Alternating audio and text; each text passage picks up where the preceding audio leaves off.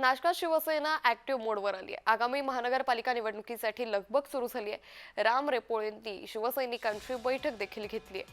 त्यामुळे नाशिकमध्ये शिवसेना ऍक्टिव्ह मोडवर आल्याचं सध्या पाहायला मिळतंय।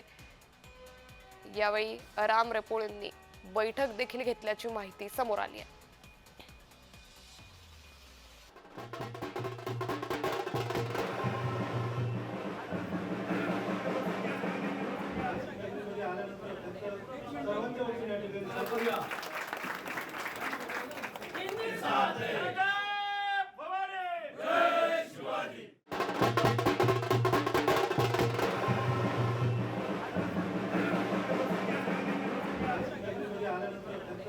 सर्वांच्या वतीने